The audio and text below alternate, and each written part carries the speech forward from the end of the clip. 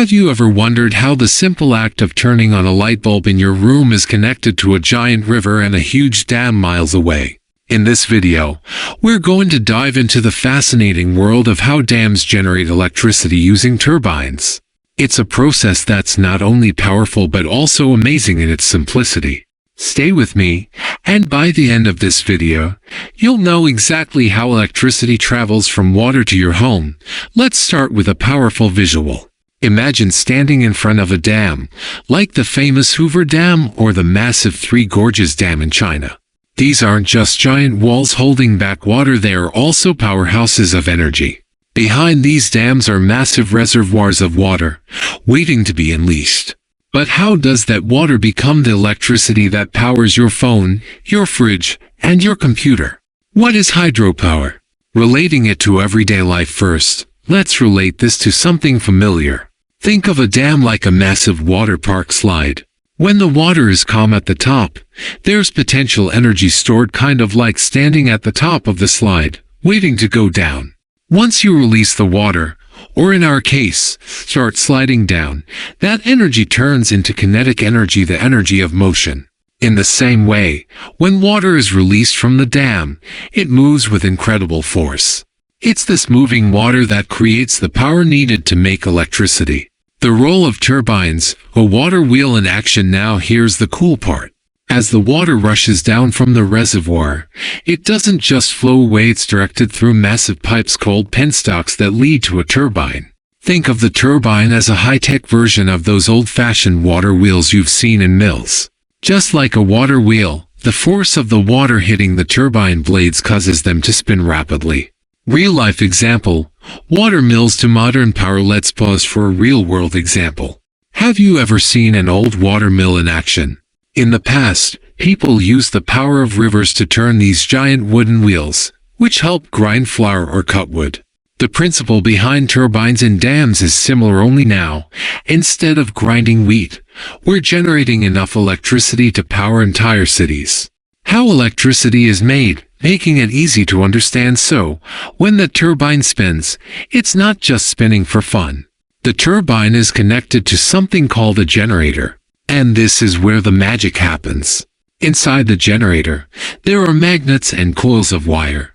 As the turbine spins, the magnets move, creating a flow of electrons. This is electricity. Imagine a bicycle dynamo that lights up your bike's headlamp when you pedal. The faster you go, the brighter the light. It's the same idea here, except we're talking about enough power to light up thousands of homes. Fun fact to comparing turbines to wind power: did you know that the turbines in a dam work similarly to wind turbines? Both use spinning blades to generate electricity, but instead of wind, we're using water, the most reliable and powerful natural force available. The power grid from water to your home. So, the water spins the turbine powers the generator, and we get electricity. But how does that electricity make its way to your home?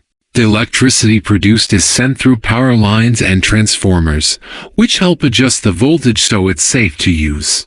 This network, called the power grid, delivers electricity to your neighborhood in the blink of an eye. Real-life connection.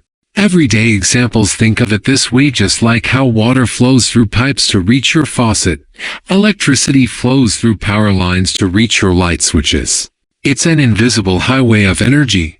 The role of engineers, controlling the flow. But wait, there's more. You might wonder, what happens if there's too much water flowing at once?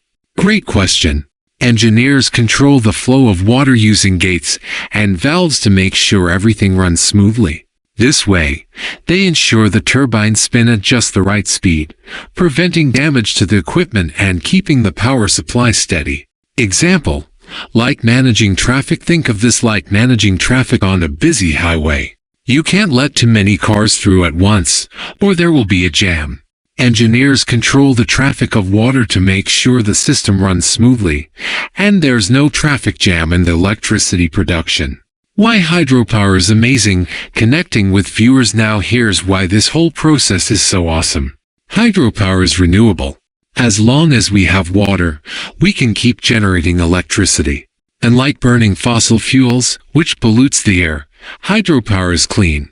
It's one of the most sustainable and reliable ways to generate power, especially in countries with large rivers. Real-life example, the Hoover Dam. For example, the Hoover Dam, one of the most famous in the world, generates enough electricity to power over 1 million homes every year. That's the same amount of power it would take to light up nearly all of Las Vegas. Conclusion: call to action. So, the next time you flip a light switch, remember that the electricity might come from the simple force of water spinning a turbine inside a dam.